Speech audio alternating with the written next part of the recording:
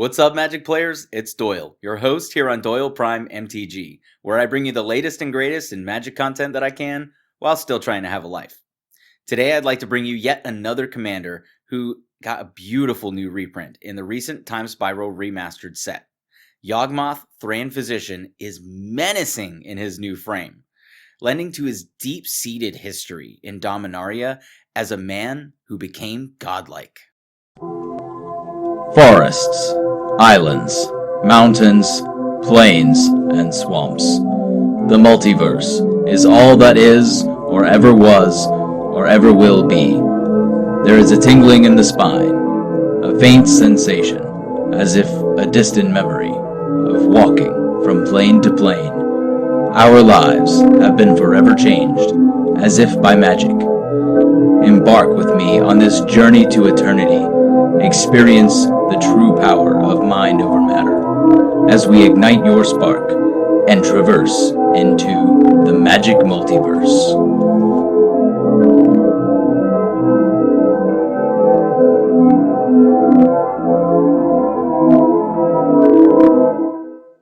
Yawgmoth is one of my favorite characters in all of the planes of MTG lore. His fierce yet sophisticated stature alludes to the sheer destructive capabilities that this one character can exert.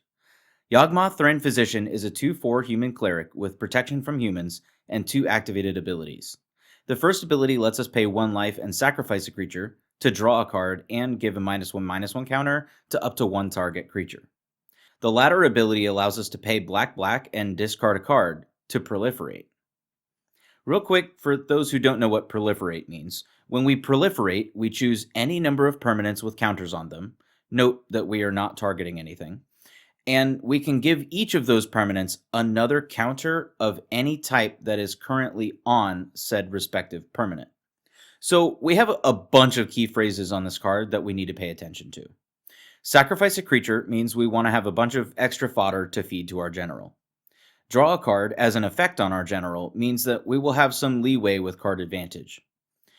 Put a -1/-1 counter on a creature and proliferate together means that we'll have plenty of removal on our general himself.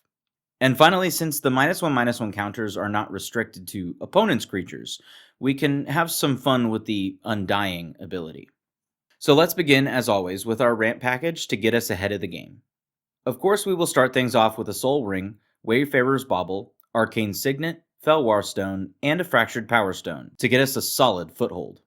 Since we are going to be drawing a lot of cards, Thought Vessel will let us hang on to them, though Everflowing Chalice and Astral Cornucopia can highly benefit from us ditching our extra cards to the Proliferate ability.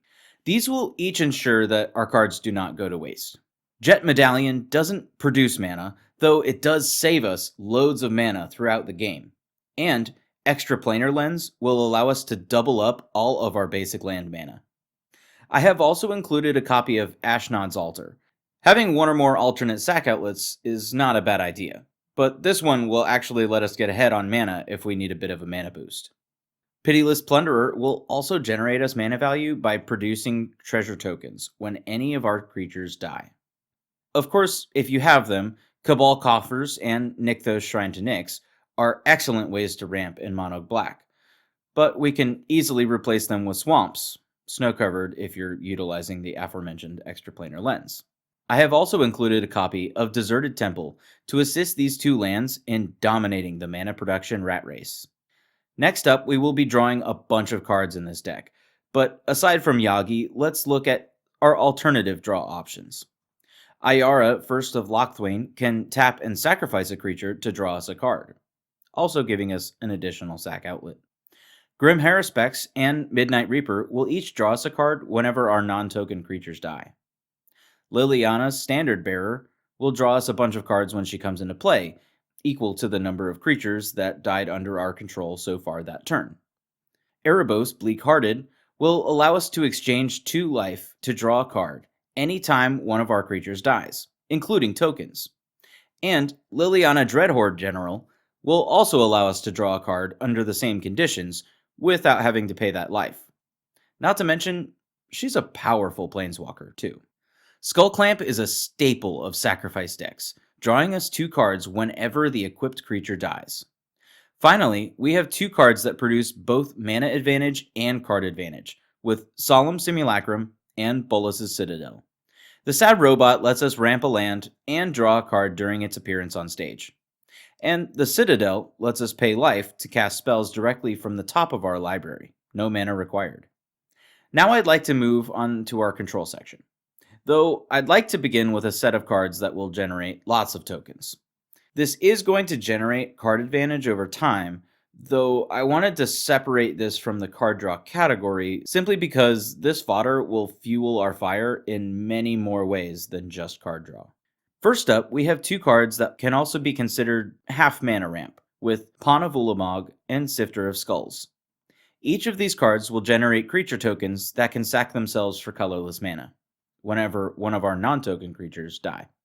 Next, Weaponcraft Enthusiast and Sengir Autocrat will each produce a body for each mana spent to cast them. I love these cards because they are just so efficient. We will also have Endrick Sar and Ogre Slumlord. Endrick will continuously produce token creatures whenever we're casting our creature spells, and the Slumlord will create rats whenever any non-token creature dies. Dreadhorde Invasion and Nest of Scarabs will each generate loads of tokens.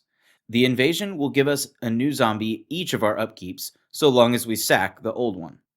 And the Nest will give us a bug each time that we put a -1/-1 counter on a creature. This easily goes huge with our commander. We also have this card that I hadn't really heard of until recently, and luckily I caught a few copies before it shot up in price. Tombstone Stairwell is an utter bomb in this deck, generating a bunch of tokens on each of our turns to sacrifice.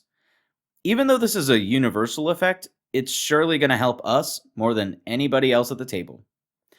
Okay, so that sums up our token generators. Now let's look at how we will recur our non-token creatures from the grave for a bit of extra card advantage. Gravecrawler, Bloodghast, Nether Trader, and Reassembling Skeleton can each find their own way back from the grave. Oversold Cemetery will almost always be getting us a creature from the grave to our hand at our upkeep. And Sheoldred Whispering One is almost like a secret commander, resurrecting one of our creature cards each of our upkeeps, while constantly making our opponents sacrifice their creatures on their respective upkeeps. Volrath Stronghold and Phyrexian Reclamation will each allow us to easily access the creature cards from our yard as often as we need, while Reanimation and Victimize will help us do so in a pinch. I've also included Malakir Rebirth, since it can allow us to get an extra reanimation effect, albeit a telegraphed one. All of these sacrifices call for a bit of redundancy. If our commander gets targeted too often, then he may be tough to cast. So Viscera Seer and Altar of Dementia will each give us some additional value by allowing us to manipulate the top of our library while bolstering our ability to sacrifice permanents. So now we have to get a little mean. And by mean, I mean removal. Dismember and Feed the Swarm are excellent pieces of efficient removal for when we are in a pinch. When we need to go big or go home, we wipe the board. We'll sacrifice all of our stuff to draw cards, and then cast Toxic Deluge or a Black Sun Zenith, which will offer some sorcery speed wipeage, ignoring indestructibility. But I have to say, the true MVP of black board wipes in this deck is Archfiend of Ifnir.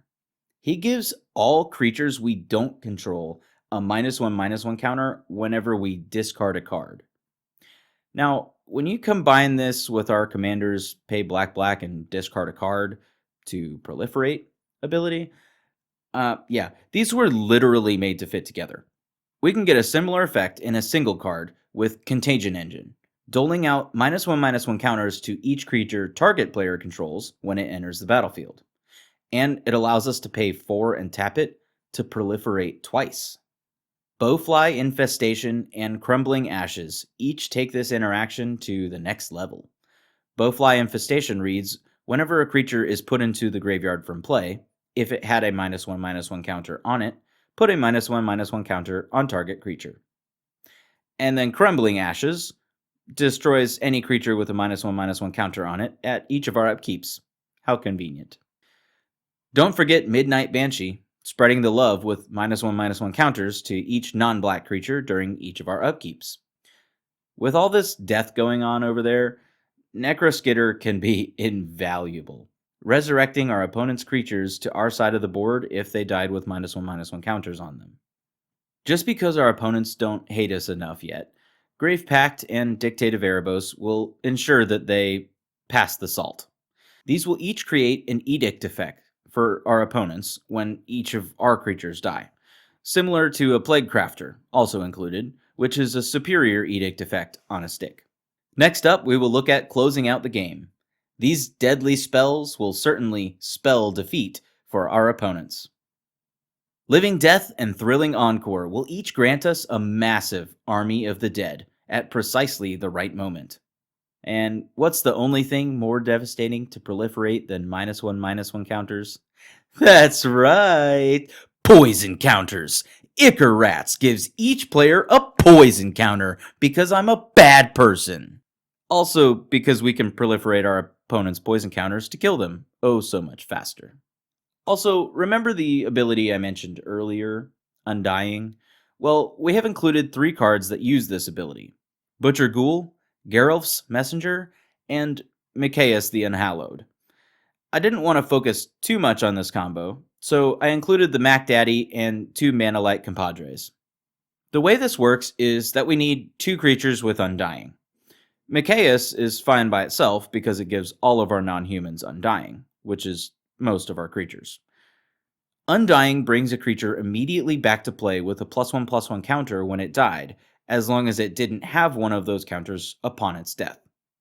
Since we can target our own creatures with Yawgmoth, that means that we can remove these counters by placing -1/-1 counters on the same creature, canceling it out. Yes, it works like that, don't at me. So if we have 2 Undying creatures, we can go infinite with Yawgmoth, kind of, as long as we have enough life to pay and enough cards to draw. Since we can generate this Aristocrats loop, we will also include some Aristocrat payoffs. Blood Artist, Zulaport Cutthroat, Bastion of Remembrance, and Sir Conrad the Grim will each let our Aristocrats combo bring us a win. Oh yes, and there is Gary. Gary is win. Gary win good. Gary go brrr. Grey Merchant of Asphodel is an excellent target to use for Aristocrat shenanigans in mono black. He looks great, he's got a beautiful reprint, and he steals a bunch of life from your opponents and gives it to you. Lastly, our utility lands that I've yet to mention include Reliquary Tower to help with hand size, Karn's Bastion to help with proliferation, Bajuka Bog because I'm, again, a bad person, Castle Lochthwain because card draw is important, and Urborg Tomb of Yawgmoth because flavor and because coffers. The remainder of our lands will include some highly sought-after mono-black color-fixing lands. 24 Swamps. That about wraps it up for this deck tech. I hope you enjoyed the video. You'll find the link to the full deck list on arcadeck.com in the description, complete with a maybe board. Let me know in the comments below if you would like to take this deck in a different direction, or if there are any key includes that I missed. Cheers, and happy casting. If you enjoyed this video, feel free to hit that like button, and also share it with your friends. If you want to see more videos like these, or hear me ramble about how to navigate this magic multiverse, go ahead and click that subscribe button to stay up to date on the latest from me, Doyle Prime, and the happenings throughout Magic the Gathering. Thank y'all for watching, and I'll see you all next video.